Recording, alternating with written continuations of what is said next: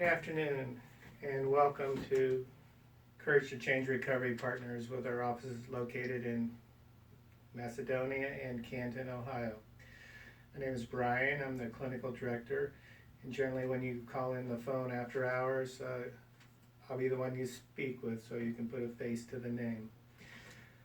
I wanted to talk today about the purpose of Suboxone as I see it. I think Suboxone is a useful tool to help you recover.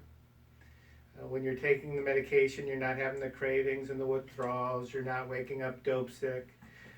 You start getting your motivation and ambition back within a week or two, and you stop some of the social isolation and withdrawal. When we're in active addiction, only the drug gives us pleasure, so our world becomes a narrow focus of using and finding the ways and means to get more drug, and so we give up on hobbies and interests and activities we once enjoyed, and we withdraw from our family. Of course, if you have children, you're taking care of them, but you're not there. You're probably not going camping or taking them to the park. You're just doing the bare minimum to get by. So that does start to change. You start to feel more human again. You've got some emotions. You're not numb to everything. But where I'm going with this is not a cure for addiction. This is not like taking penicillin. You finish your 10-day course and your strep's cured. Your brain changed forever when you were using, and one day you noticed, I have to use every day or I'm sick. And those changes never reverse themselves. I don't care how long you have clean, and it's important to understand that, because there are people who have 10, 20, 30 years clean. They think they're okay, they go to the dentist, get a pain medication, and they're back out shooting up within a day because it reactivates the disease right where you left off. So I hope when people get here, they're sick and tired of being sick and tired and done getting high. If you're not to the rock bottom point where you recognize that I don't really get high anymore, I'm just using to function and not be dope sick, what's the point of this? If you still you're on the fence or you still want to get high, don't even bother wasting your time with this. I would tell you to go get more pain and suffering and come back when you've had enough and you're willing to make the necessary changes.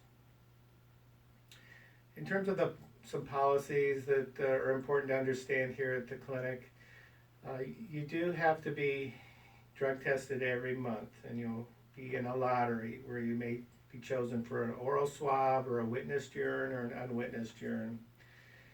And it's completely random, but that helps keep down the cheating and the tampering.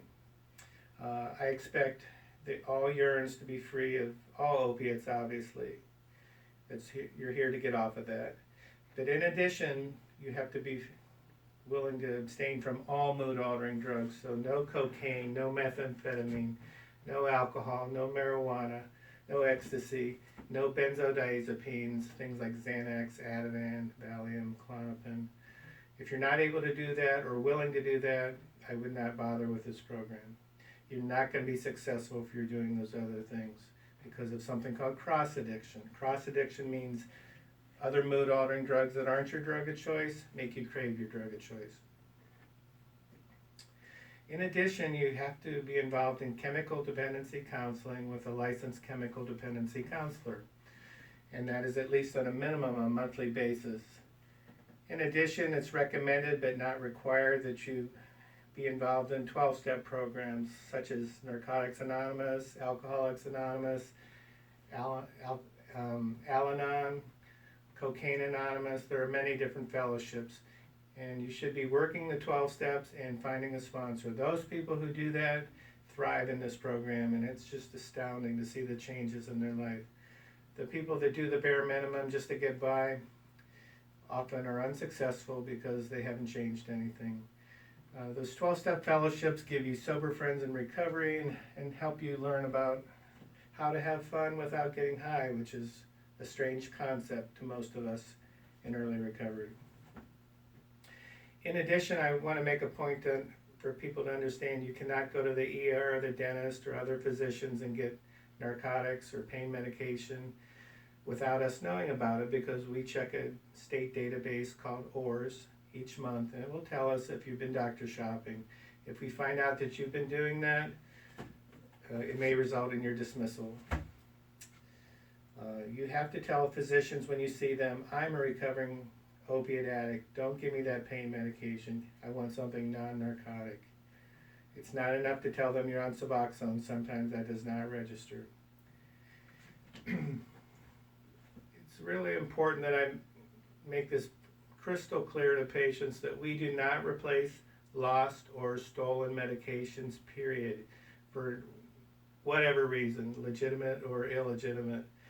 I get 2 or 3 phone calls a week from patients stating, what am I supposed to do? My roommate stole my med, or I lost my medication, or my house got broken into, or the house burned down. I've heard it all, and it doesn't matter. We will not replace it, period. So take precautions. Put it in a safe or a lockbox, and then you'll never have to make that phone call. You know, patients ask me, what am I supposed to do? I don't have an answer for that. I guess you'll have to be sick. I don't want you to be sick, but you have to be responsible. This is a dangerous drug in someone who's opiate naive, so you have to keep it out of the reach of children and anyone who might steal it and sell it to a child or an opiate naive adult. In addition, the state requires hepatitis B and C testing, so you will be given a laboratory requisition to take to any laboratory. It can be at a hospital, outpatient lab draw, or outpatient labs such as Quest or LabCorp, and they can draw that blood and send it off and have the results faxed to us. If you have results somewhere in another physician's office, you're welcome to have those faxed to us after you sign a release at that doctor's office, and that'll take care of the requirement. I want to say something about prior authorizations. Prior authorizations are forms that we fill out for most of the insurance companies to get your medication covered at the insurance, and they ask things such as, do you meet the criteria for opiate addiction? Are we checking ORs? Are we drug testing monthly? They want to know the doctor's credentials. And so we fill out these forms and send them in by fax the day you're seen.